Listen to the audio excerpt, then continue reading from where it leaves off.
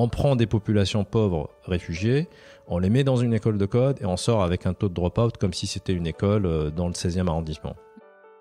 2 millions de codeurs qui manquent dans le monde, c'est les chiffres d'Accenture l'année dernière. C'est là où j'ai découvert que les talents sont partout. C'est vraiment d'être le médecin sans frontières du code dans les camps de réfugiés. C'est là où d'ailleurs vous apprenez que l'innovation dans l'humanitaire est un sujet complexe. Parce que la communauté est clé, parce que l'entraide nous possède, on a décidé de mettre en lumière tous ces visionnaires. Bienvenue dans le podcast Build a City for Good de Daphne. Aujourd'hui, pour ce nouvel épisode, nous nous retrouvons autour de la table ronde de la boardroom de chez Daphne. À côté de moi, Shabir, qui est investisseur chez nous, que vous connaissez, et peut-être quelqu'un d'autre que vous connaissez aussi, qui s'appelle Sofiane Amar, un membre de la communauté que nous sommes ravis de vous faire découvrir. Salut à tous les deux. Bonjour Aurélie, bonjour à Shabir. On est ravis, Sofiane, de te retrouver ce matin, vraiment. Il fait pas très beau, on est à Paris. Sofiane est arrivé du sud en plus, il habite Marseille. Et bravo, merci à toi d'avoir bravé la pluie. Bon, il y a toujours de l'énergie positive à Paris, on va pas se le cacher. Exactement. Alors, on va commencer par te présenter, Sofiane, rapidement, on va essayer. Entrepreneur depuis plus de 20 ans, tu es ingénieur de formation, tu as été CTO, tu as co-créé et créé plusieurs entreprises dans les nouvelles tech, dont Software, ISDNet, Altevia, B3G, Climat ou encore Virtual Scale. Tu es aussi business angel, tu investis dans les entreprises tech et contribues à la réussite d'entrepreneurs que tu admires depuis de nombreuses années. Aujourd'hui, au-delà d'être un serial entrepreneur, tu es un homme qui a choisi de s'investir dans un projet social. Tu as créé Shams. Shams, pour ceux qui ne connaissent pas encore, c'est une ONG qui crée et anime des écoles de code, d'informatique et d'entrepreneuriat dans et à proximité des camps de réfugiés. Tu m'arrêtes ou tu nous arrêtes si on dit faux ou si on a manqué quelque chose. Vous êtes parfait. On va commencer parce qu'on a beaucoup de questions à te poser. Tu connais notre tagline, qui est également le titre de ce podcast, qui est Build a City for Good. Pour ceux qui ne la connaîtraient pas, elle exprime notre volonté de soutenir des initiatives et des entrepreneurs qui, grâce à la tech ou au digital, changent les usages et tout ça dans le bon sens. Au regard de cette tagline, on comprend clairement pourquoi tu es là et pourquoi Shams s'y est mis à l'honneur. Mais avant de parler de cette belle initiative, est-ce que tu pourrais peut-être brièvement nous raconter ton parcours et comment tu es passé d'entrepreneur dans la tech à fondateur d'une ONG? Oui, merci en tout cas de cette magnifique présentation d'Aurélie. Le parcours, il démarre par un diplôme d'ingénieur en informatique assez simple et j'ai eu la chance à l'âge de 23 ans de faire partie d'une toute petite start-up dans l'entrepreneur. M'a permis d'avoir des parts dans des entreprises, qui était pour moi quelque chose d'assez impressionnant et une vraie découverte. Donc, à partir de ce moment, en fait, plein de paramètres changent en vous, puisque là, vous êtes à l'âge de 23 ans motivé différemment que par le salaire. Et j'ai embarqué petit à petit dans l'entrepreneuriat par cette vraiment initiative de l'entrepreneur qui m'a mis dans la boucle dès le départ. Et donc, j'ai ensuite eu la chance de faire d'autres entreprises, du coup, et cofonder, parfois associé, parfois directeur technique. Mais c'est surtout un événement dans ma vie qui a été important, je pense, dans mes choix. C'était la bascule de l'informatique au télécom dans les années 90, qui j'ai vu assez vite l'intérêt à l'époque des télécommunications et la cohérence d'Internet qui arrivait dans la tuyauterie assez vite, puisque au départ, j'étais développeur, ingénieur sur des cartes embarquées de télécommunications, et très vite, j'ai vu le tuyau arriver. Donc, je me suis mis à faire un peu d'apprentissage personnel. Et en fait, en arrivant dans l'univers des télécoms, j'ai poursuivi un peu une carrière d'entrepreneur. Et alors, pourquoi arriver au social après la tech? Je pense on vient d'une génération où ça fait une vingtaine d'années, on ne parlait pas de changement du monde. Donc aujourd'hui, depuis 6, 7, voire peut-être 8 ans, on entend parler beaucoup de changement de monde, de changement de paradigme. Et c'est vrai que ça concourait vers un sujet très personnel qui est arrivé dans les années 2001-2002, quand j'étais patron de Europe de Cable and Wireless sur toutes les équipes un peu services et ingénierie. Et en fait, je me suis engueulé avec le DRH qui voulait toujours des bac plus 5. Et j'ai remarqué assez vite que cette systématique un peu de recrutement me gênait un peu. Donc, au travers de cette engueulade, au vu de ma posture à l'époque, j'ai pu réussir à recruter 4 ou 5 profils, je ne me rappelle pas du nombre, de gens qui n'avaient pas de diplôme classique dans l'informatique ou dans les télécoms, et qui étaient plutôt des gens qui venaient du monde un peu IUT. Voilà. Et là, j'ai remarqué la méga motivation de ces gens-là. Et je pense que c'est là où j'ai découvert que les talents sont partout. Et en arrivant dans ce changement un peu de paradigme sociétal que je décrivais tout à l'heure, et dans une conjonction d'événements où un jour je me suis retrouvé à visiter un camp de réfugiés parce que j'étais à l'époque philanthrope de l'agence onusienne du Haut Commissariat des réfugiés, je me suis projeté assez vite pour dire, comme les talents sont partout et que j'ai réussi à les découvrir, ça fait une quinzaine d'années puisque maintenant ils font partie des plus grandes entreprises françaises et ils sont ingénieurs. On peut aussi permettre à des réfugiés de devenir des talents de l'informatique ou des talents entrepreneurs tout court. Et qu'est-ce que tu faisais, juste parce que je pense que peut-être que tous les gens qui nous écoutent n'ont pas forcément familier avec toutes les entreprises que tu as co-créées, rejoint. Que faisait Cable & Wireless du coup ? Alors Cable & Wireless, c'était dans les années 2000 le deuxième opérateur de télécommunications anglais, après British Telecom, qui a récemment été racheté par Vodafone et qui était un des acteurs majeurs, on va dire, de ce qu'avait comme ex-colonie anglaise la reine d'Angleterre. Donc ils étaient un peu partout dans le monde, ils étaient vraiment au Kenya, au Koweït, en Égypte, etc. Et en fait, Cable avait racheté entre autres la société dont j'étais associé et directeur des opérations à l'époque, ISDNet, et donc nous ont mis un peu dans le centre de l'Europe pour opérer et gérer un peu l'ensemble des services relatifs à l'infrastructure Internet, c'est-à-dire les data centers, la téléphonie sur IP, voilà. Donc les services d'entreprise, évidemment, à l'époque, Internet coûtait très cher, ce qui n'est plus le cas maintenant, heureusement. Donc Cable & Wireless était donc un très très important opérateur, hein. Je pense qu'on était plus de 120 000 personnes dans le monde. Tu m'étonnes qu'ils aient besoin de recruter sur des CV. Ouais. Voilà, je pense qu'il y avait une systémique de recrutement qui était, qui était, on va dire, challengeable et par le biais un peu je pense de ce que j'ai eu comme exercice aussi avant, j'ai vu des personnes évoluer qui n'avaient pas forcément le track record, on va dire, des grandes universités ou des grandes écoles. Dans moi-même, je suis issu, mais c'est pas une critique, mais je pense que l'époque actuelle a démontré aussi, avec toutes les écoles de code qui se sont créées, notamment l'école 42, que dans la motivation des personnes, on peut changer aussi, on peut être talentueux dans le code ou dans d'autres sujets, parce que c'est un sujet vraiment de charisme personnel, de psycho-émotionnel à rétablir. Et en fait, moi-même, en basculant de l'informatique au télécom, c'était dans les mêmes enjeux, puisqu'il fallait juste passer un an avec quelques nuits blanches derrière et être motivé pour le faire. C'est clair. Et on y reviendra sur l'école 42 et les autres modèles qui sont dans la même veine un peu que Shams. Mais tu nous disais, parce qu'on a préparé un peu, entre guillemets, ce call, enfin ce podcast par call, et tu nous disais que tu avais rencontré des entrepreneurs aussi qui t'avaient un peu amené à faire ce que tu fais aujourd'hui, en tout cas dont tu avais beaucoup appris. Est-ce que c'était justement chez ISDNet ? Alors, c'était dès le départ, chez Softway, l'entrepreneur qui m'a fait connaître un peu les principes qu'on connaît maintenant, qu'on enseigne à la fac ou aux universités. C'est l'entrepreneuriat, c'est la résilience, le risque, la démarche avec la vie avec le doute, l'argent qui est le cash is king, des sujets comme ça, et surtout la prise aussi de petits steps de tests, de pilotage avec évidemment des possibilités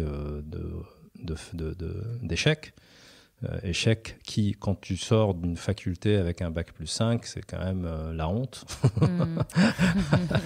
Et donc à 23, 24 ans, on se retrouve dans une situation où on testait pas mal de produits, je développais pas mal à l'époque, et donc voilà, c'est le principe de l'entrepreneuriat, c'est quand on va chez un client et que ça se passe pas forcément très bien, on n'est pas dans le système de la honte classique ou de la performance, mais dans le système de l'apprentissage et apprendre par ses erreurs. Et d'ailleurs, par exemple, un des sujets qu'on a pu co-développer avec toute une équipe d'ingénieurs dans une des sociétés qui s'appelait B3G Télécom à l'époque, qui faisait de la téléphonie sur IP dans le monde de l'entreprise, c'est recréer le téléphone pour les entreprises sans installation préalable de switch téléphonique et en passant par les technologies de l'Internet qui sont l'ADSL à l'époque.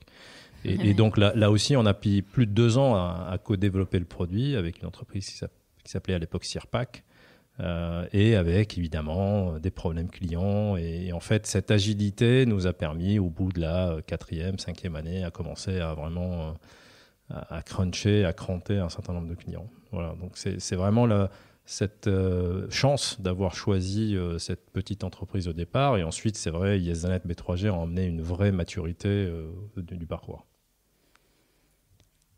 Il y avait une deuxième personne aussi qui t'avait inspiré. C'est vrai, alors récemment. Comme quoi, à tout âge, non, mais on continue à être inspiré, on continue à... Ouais, je sais... Pardon, c'est pas... Non, pas du tout. J'écoutais une statistique, ça fait 2 semaines, je pense, sur... alors, je sais plus si c'est BFM ou un autre, qui disait que... Moi aussi, j'avais une petite impression que la majorité des start-upers des 10 dernières années ont une moyenne d'âge de 30-35 ans. Mais les statistiques montrent que c'est plutôt entre 45 et 55. Donc, je pense que c'était intéressant. Alors, par cette trentaine d'années d'expérience dans l'entrepreneuriat et de l'investissement, du coup, puisque dès la vente en 2000 d'YesDaNet, en fait, on se dit qu'on va... Comme dit Coluche, plus on joue, plus on gagne. Mais non, c'est pas tout à fait vrai. Hein. On pensait que c'était ça. Mais donc, j'ai investi pas mal. Et plus j'investissais, plus j'apprenais aussi le métier d'investissement. Et que les jeunes entrepreneurs, c'est quand même... Il y a beaucoup de philosophie, d'émotion, un peu de... Parfois qui pas très très bonne, mais parfois qui est super bonne. Et forcément, c'est pas des cours qu'on trouve à la fac. Ouais. Et donc, par ce biais de connaissances, j'ai été appelé en fin 2016 par Frédéric Chevalier, qui est l'entrepreneur qui avait réussi à l'époque une des plus belles boîtes françaises qui s'appelle Aiko, qui est dans le sud de la France, et qui a créé un projet autour d'un campus d'innovation dans le sud de la France, entre Aix et Marseille, qui a un magnifique site exceptionnel, en plein dans une forêt. Et en fait, il m'a appelé au travers d'un cabinet de recrutement et je l'ai rencontré. Et au bout de 5 minutes, c'est le passage un peu à l'acte, alors qu'il y avait d'autres concurrents à moi. Et en fait, je pense que c'est ce second entrepreneur qui m'a vraiment marqué aussi, c'est cette capacité évidemment à transcender un certain nombre de règles parfois. Bon, certes, il y a de la réussite et de l'échec, mais si on n'était pas comme ça, je pense que l'ère de l'Internet lui-même n'aurait pas été créée. Donc j'ai été vraiment inspiré par lui et il m'a donné la direction de l'accélérateur de start-up de The Camp. Donc j'ai vu terminer un peu mon enjeu de business angel, d'investisseur et d'un regard sur des jeunes entrepreneurs. Des jeunes. Et en fait, on a créé vraiment un beau produit. Hein. Moi, je suis un homme produit, donc j'ai beaucoup eu la chance là aussi avec Frédéric. Alors malheureusement, il est décédé assez vite, mais on a pu poursuivre un peu l'enjeu produit pour créer au travers de The Camp une vraie dynamique internationale de start-up, puisque dans le sud de la France, on voulait aussi, au travers de ce campus d'innovation, créer vraiment un mixte de capter quelques startups internationales pour leur vendre, entre autres, la qualité de vie dans le Sud, ce que vendrait un Silicon Valley ou d'autres pour la qualité de vie aussi. Donc Frédéric a été vraiment un des vecteurs aussi d'inspiration et qui nous laisse toujours un peu infuser un peu cette inspiration pour les autres maintenant. Il prônait aussi beaucoup, tu nous avais dit, un monde plus inclusif et durable. Et ça aussi, ça t'a pas mal inspiré pour lancer Shams et pour te lancer aussi dans le projet Shams. C'est vrai, parce qu'en 2016, plus exactement, alors la synchronicité des événements fait qu'en 2016, je vais voir un camp de réfugiés, le plus grand camp de réfugiés du Moyen-Orient à l'époque, qui s'appelle Zaatari encore, qui est un camp de réfugiés qui à peu près fait une dizaine de terrains de foot avec 100 000 personnes, donc c'est assez impressionnant. Et en fait, en le visitant, j'ai commencé effectivement à regarder qu'il y avait dans ces camps-là, il y a plein d'éléments de la pyramide de Maslow que vous allez trouver. C'est des petites écoles pour des enfants par l'UNICEF, vous allez trouver évidemment des hôpitaux, des terrains de foot, etc. Mais paradoxalement, au XXIe siècle, ils n'ont pas d'école de code. Et en fait, il y a la moitié de ces réfugiés sont moins de 25 ans et beaucoup ne font rien de leur journée. Donc, et c'est là où il n'y a rien de digital dans ces camps. Il n'y a absolument rien de digital. Absolument rien de digital. Il n'y a pas d'école digitale. Il n'y a pas de. Alors, c'est là où on se fait un petit tilt d'entrepreneuriat en disant c'est bizarre. Combien il y a de camps, et je commençais à travailler un peu mon analyse. Et quand j'ai rencontré Frédéric Chevalier, qui m'a présenté le campus d'innovation, il y avait une thématique dans le campus qui était on développe ce projet pour un monde plus inclusif et plus durable. Et alors là, je lui ai dit, mais intéressant, parce que moi, c'est vrai que changer un peu les règles des entreprises au-delà du RSE, c'est super intéressant. Et c'est comme ça qu'on a vraiment aussi organisé un peu le campus. Et c'est là où ça a donné du sens encore à l'ONG, puisque je me suis dit, au-delà du mouvement de l'accélération de start-up, au-delà de la transmission qu'on peut faire à des entrepreneurs qui ont la chance d'être dans un monde occidental et on va dire entre guillemets à l'aise, même si on se plaint de temps en temps, pourquoi ne pas faire la même chose, mais pour d'autres qui n'ont pas les mêmes moyens. Et c'est vrai que dans cette dimension de changement sociétal, moi-même qui venais d'un monde où plutôt les startups sont là pour changer leur propre monde, mais pas forcément, ou alors par l'usage, changer un peu l'usage technologique, changer un peu le monde des autres, mais cette rencontre aussi m'a permis d'aller dans ce sens-là d'une manière beaucoup plus forte. Et là, t'es en plein dans notre thèse. Ouais, c'est clair. Mais du coup, c'est vrai que si on doit résumer, t'as autant d'expérience, enfin même t'as plus d'expérience entrepreneuriale que je n'ai de doigts. Mais que c'est surtout un peu cette conviction que le partage, et peut-être plus particulièrement le partage de compétences et d'expériences peut bouger des montagnes qui t'a poussé à créer Shams.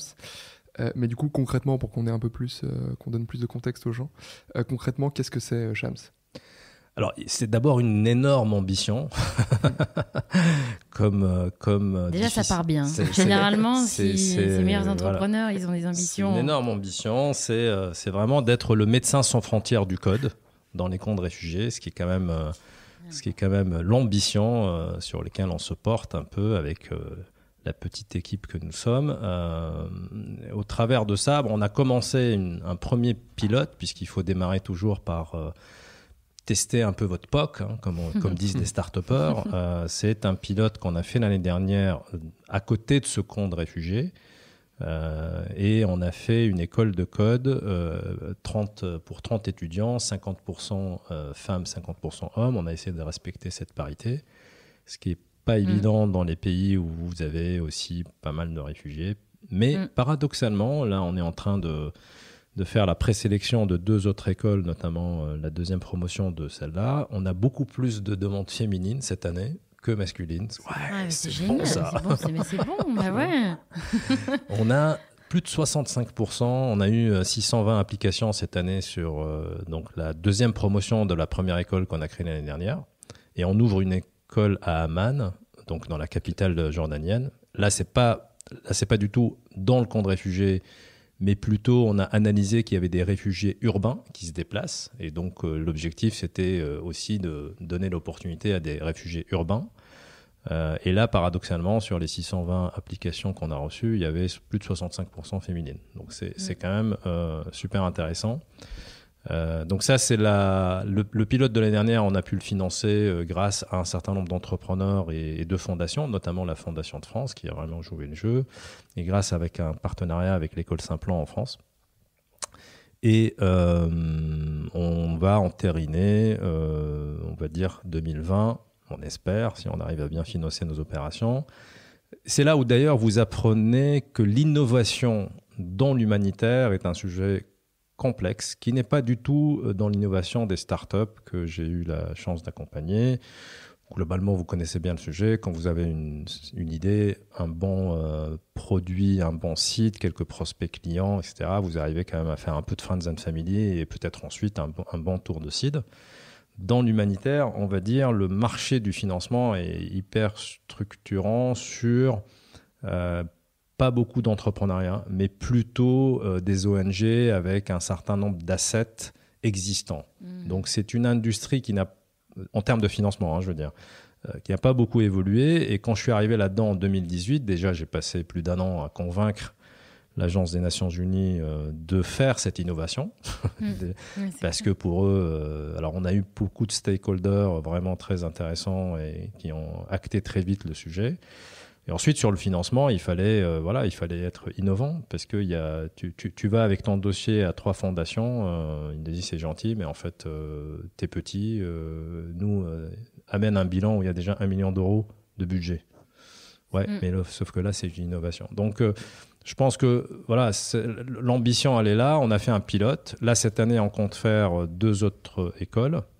Et tout l'enjeu pour nous, on l'a assez vite remarqué là aussi, c'est que les donateurs s'intéressent, c'est vrai, à financer l'éducation, mais s'intéressent surtout de voir si ces réfugiés ou si cette population vulnérable vont travailler après. Parce que c'est bien de leur faire des écoles, mais en fait... Et donc là, notre step de 2021, c'est vraiment de nouer des partenariats avec des entreprises dans le monde, en Europe, en France, on espère, pour faire de l'employabilité un vrai sujet de Shams aussi.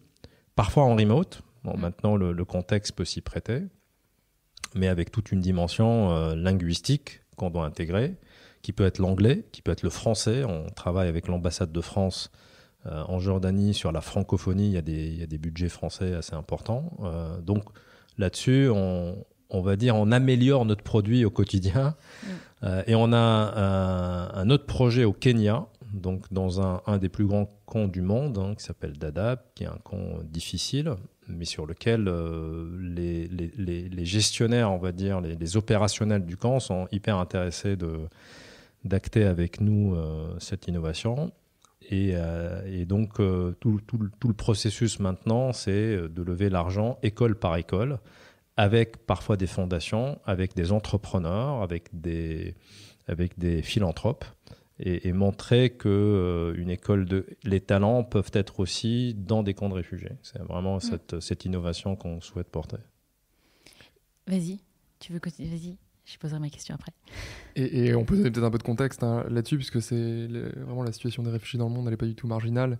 Je ne sais pas si tu as quelques chiffres à me donner, mais nous, on avait noté, dans un article que tu avais d'ailleurs écrit, que je vous invite à lire sur le LinkedIn de Sofiane, que tu avais déjà rien que 70 millions de personnes qui avaient été obligées de changer, de quitter leur pays, rien que pour des crises géopolitiques. Oui, je pense que difficile aujourd'hui, dans le temps particulièrement du Covid, de sensibiliser nous autres, tous Européens, un peu de ce qui se passe loin. C'est vraiment très difficile parce qu'on a un quotidien déjà assez chargé. Mais en fait, c'est vrai que je l'ai écrit dans la dernière tribune, avant on pensait que le problème des réfugiés est un problème conjoncturel, ça va passer, ça prend 10 ans, 15 ans, après les guerres vont finir et on passe à autre chose.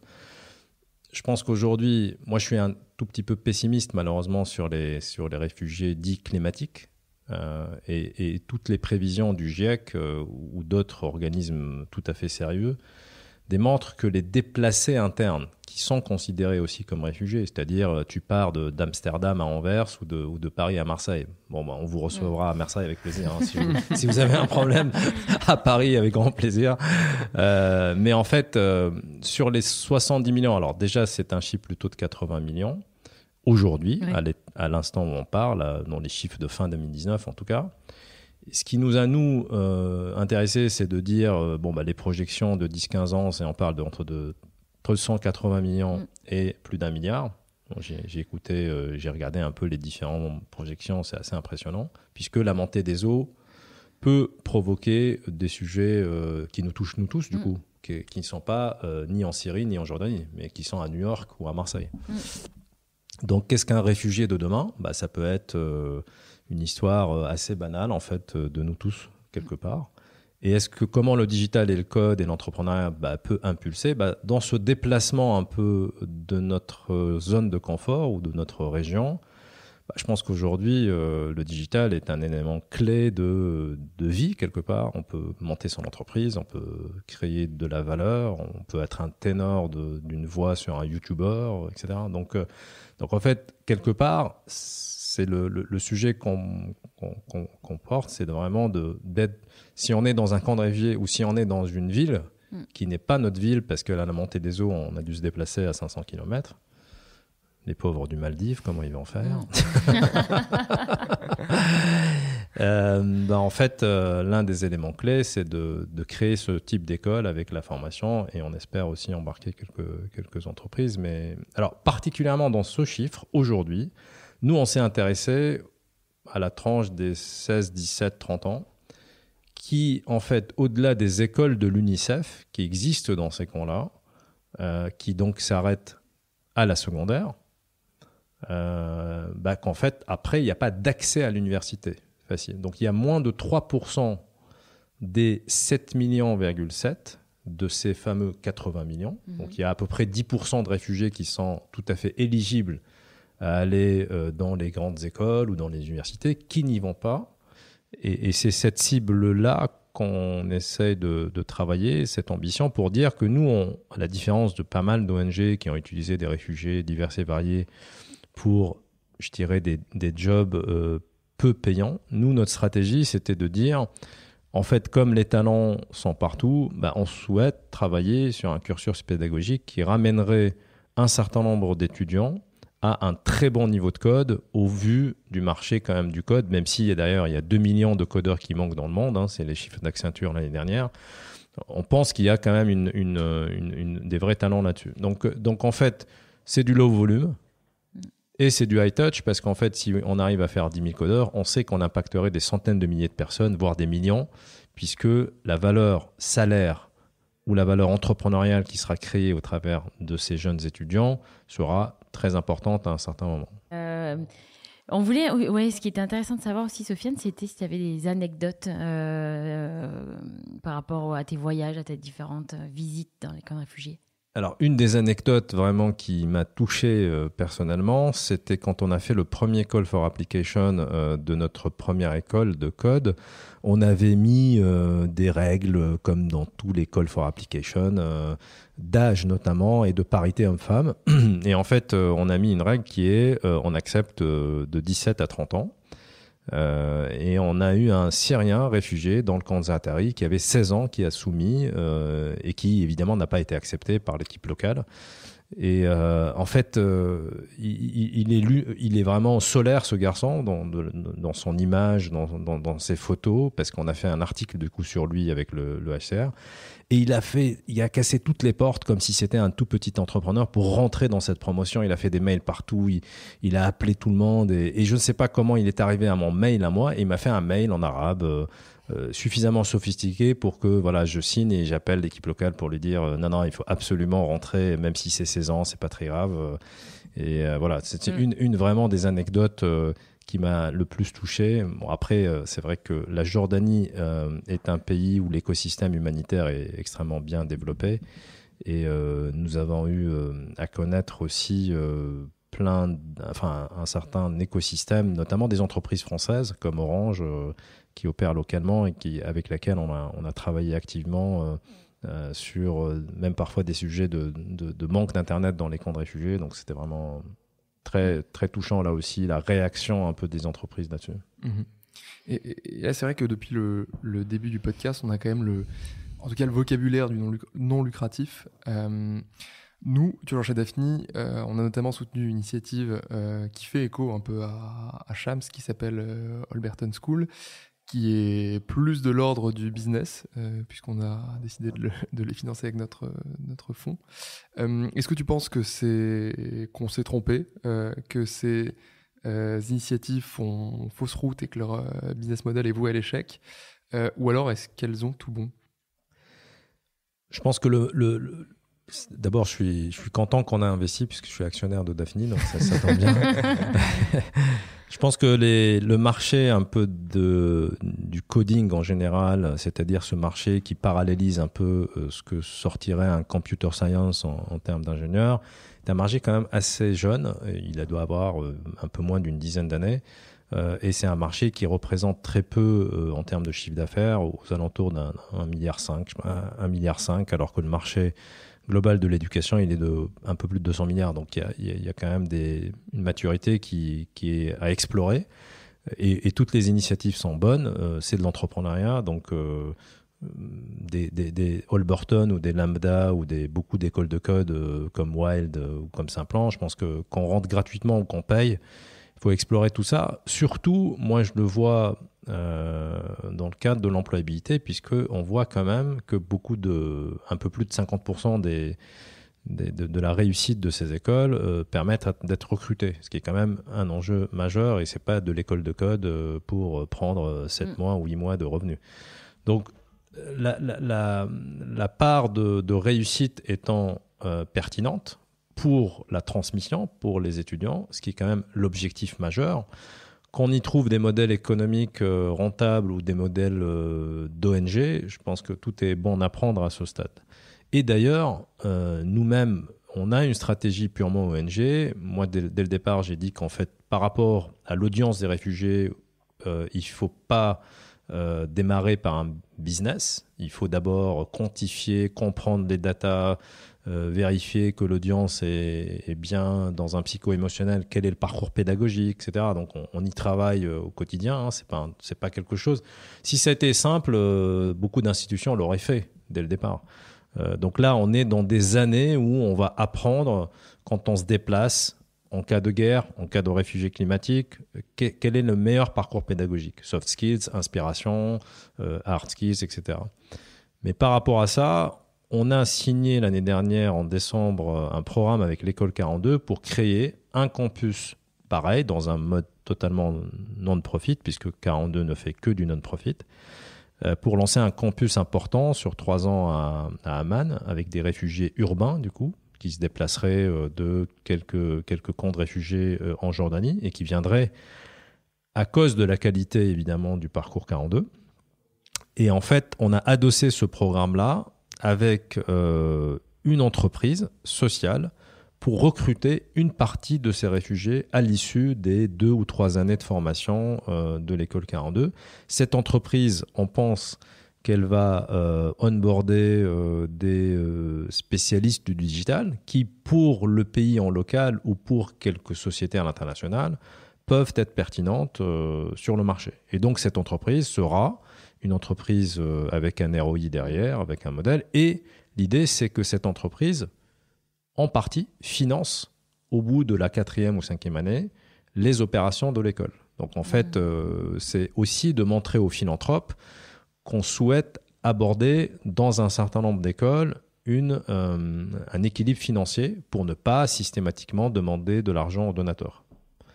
Donc je pense que là-dessus, il faut être ouvert et toutes les initiatives sont bonnes et qu'ils soient... Quand elles amènent à l'employabilité. Voilà, l'employabilité est un vrai sujet et je pense qu'aujourd'hui, quand je vois un acteur américain qui est assez connu dans le monde des écoles de code qui s'appelle Hack Reactor, bon, bien avant Holberton, et je pense qu'Holberton a bénéficié aussi de cette alchimie un peu du parcours pédagogique entre mentorship, inspiration, etc. Hack Reactor, où on voit vraiment le taux de réussite sur des bootstraps très courts en termes de temps, un peu moins d'1 an, Et leurs codeurs sont un peu partout dans les meilleures sociétés de la Silicon Valley. Donc je pense que c'est vraiment, même s'il faut payer, même s'il y a une rentabilité économique, je suis ravi qu'on ait investi dans Alborton. Et tu le dis, c'est que le début, c'est le démarrage de toute cette ère-là, des écoles de code et de ces formations. Et tu dis aussi, tu nous as dit une phrase qu'on aime beaucoup, quand tu es suivi dans la tech, ça devient un business. Ouais. Et non, mais c'est vrai, là, ça foisonne un petit peu et ça veut dire qu'il y a de quoi faire, en tout cas. C'est clair. Donc, on a eu peut-être un peu les retours sur... donc, vous avez ouvert les premières écoles, vous avez eu des retours des premiers étudiants, j'imagine. Est-ce que il y a des choses, toi, où tu as été déçu, il y a des choses qui ont marché, qui ont moins marché? Est-ce que toi, en tant qu'entrepreneur, par rapport aux boîtes que tu as montées, là, c'est quoi la différence un petit peu, toi? Comment tu vis, en fait, cette expérience? Le temps est un vecteur important dans l'entrepreneuriat et selon un peu les règles dites de momentum un peu de votre produit, c'est là où on sent qu'il y a un marché qui bouge, qu'on peut développer quelque chose avec une ambition ou une vision. Et je pense que là-dessus, on est pareil ici, c'est-à-dire que le pilote qu'on a fait nous a appris beaucoup de choses. Alors, je ne suis pas du tout déçu, je suis surtout très content que le pari qu'on a pris dès le départ était de dire déjà qu'ils vont finir leurs études et qu'il va y avoir un drop-out raisonnablement faible, comme dans toute l'école de code européenne. Et on a eu 30% de drop-out, ce qui est l'équivalent de ce qu'on fait dans des écoles européennes. Donc, on prend des populations pauvres réfugiées, on les met dans une école de code et on sort avec un taux de drop-out comme si c'était une école dans le 16e arrondissement. C'est quand même, déjà, je suis très content de ce pari. Après, comme dans tout parcours pédagogique, on a appris et maintenant, il va falloir doser plein de nouveaux éléments qui nous permettraient de calibrer un peu plus la notion d'employabilité, notamment, par exemple, on a rajouté à cette première promotion des soft skills relatives à comment travailler en distance pour ne pas déprimer. Travailler à distance, c'est bien, mais en fait, quand vous êtes dans un camp de réfugiés et travailler avec une boîte en France, si vous êtes tout seul, c'est sympa pour faire 3-4 mois, mais après, on peut assez vite aussi. Donc, il fallait travailler un peu ce côté... quelle est la meilleure sauce qu'il doit prendre sur un parcours d'employabilité en remote. Le côté linguistique est un point fort aussi. Dans les camps de réfugiés, il faut aussi se dire que parfois, on n'a pas un niveau d'anglais satisfaisant. Donc, on va améliorer ce côté-là dans nos prochaines écoles. Ou le français d'ailleurs, parce que moi, j'ai plus de demandes de sociétés françaises qui pourraient rentrer dans le jeu d'employer des réfugiés à distance s'ils parlent français. Évidemment, ça peut être un des sujets à développer. Donc ça, c'est vraiment de l'amélioration constante qu'il faut qu'on y travaille. On va rajouter aussi un jeu d'inspiration de quelques entrepreneurs qui viendraient avec plaisir en mode pro bono pour vraiment inspirer ces populations. Un expert dans le digital marketing, un expert dans l'empowerment, un expert dans Google Analytics, qui ne font pas partie des cours qu'on octroie, mais qui permettent aussi... à ces jeunes étudiants d'apprendre un peu le niveau du marché. Donc là, de nos premières expériences, ça nous pousse à continuer. Voilà, c'est évident, c'est vraiment maintenant il faut améliorer et trouver le bon circuit de financement de ce genre d'éducation qui est au départ en mode non-profit. Ça nous amène à notre question. Comment, si on avait un appel à faire à nos auditeurs, de quoi aurais-tu besoin aujourd'hui pour t'aider? Comment on peut t'aider? Alors, j'ai eu la chance de faire ce premier pilote l'année dernière avec pas mal d'entrepreneurs qui ont vraiment apprécié ce sujet et qui nous ont été les premiers donateurs. Je pense qu'on est encore en 2020 et probablement une partie de 2021 dans une approche de scale de nos opérations, de scale-up pour créer d'autres écoles.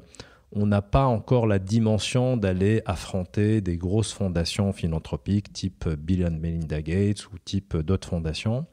Et c'est vrai que je peux faire un appel aux entrepreneurs pour nous soutenir. D'abord pour nous soutenir par du budget, hein, qui peut être. On a eu des budgets minimes, mais qui sont importants pour nous. Hein. Évidemment, une petite ONG française qui veut faire du MSF, il faut se lever de bonne heure. Donc, premier niveau, c'est vraiment nous aider à créer ces écoles-là. Mettre leur nom, mettre vraiment leur cachet là-dessus. On est tout à fait intéressé de rencontrer des entrepreneurs là-dessus et de fabriquer ce MSF français. Les Français ont quand même réussi à créer vraiment des ONG très innovantes. Hein. Si vous prenez, alors je parlais d'MSF, mais je parle de Bibliothèques sans frontières, qui est quand même une ONG mondiale aujourd'hui. Donc on a ce vecteur qu'on a pu créer, créons-le ensemble par des entrepreneurs, le MSF du Code. Le deuxième sujet, c'est que ces mêmes entrepreneurs peuvent nous ouvrir leurs entreprises pour avoir des stages à distance pour ces réfugiés. Voilà, c'est les deux sujets qui peuvent vraiment aujourd'hui nous permettre d'atteindre cette ambition. N'hésitez pas à nous écrire ou à écrire à Sofiane Amar directement.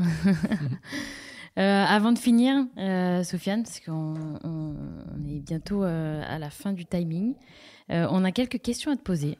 Ah. Et pour finir, du coup, est-ce que tu pourrais nous dire quelle est la dernière innovation tech qui t'a marqué ? Dernière innovation tech qui m'a marqué dans les dernières années. Ça peut être à part Google, tu veux dire? Non, en pure tech, j'étais assez impressionné.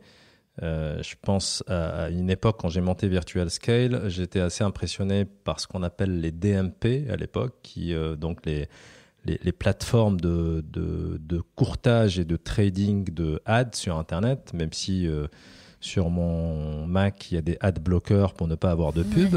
Mais en termes de technologie, ces plateformes étaient assez impressionnantes puisqu'on arrive à envoyer, on va dire, en temps réel sur des annonceurs et des éditeurs sur le bon device avec la bonne pub et avec le bon prix. Et je trouvais que c'est une belle innovation de temps réel. Et comme je faisais à l'époque de la programmation de cartes embarquées, le temps réel était pour moi une petite valeur sympathique, on va dire émotionnelle.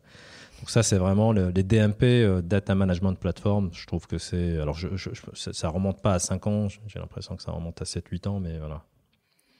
On était notamment investisseur avec le groupe Daphni, si on peut l'entendre en ce sens-là. Parce que Jaina est investisseur chez Mediarhythmics. D'accord.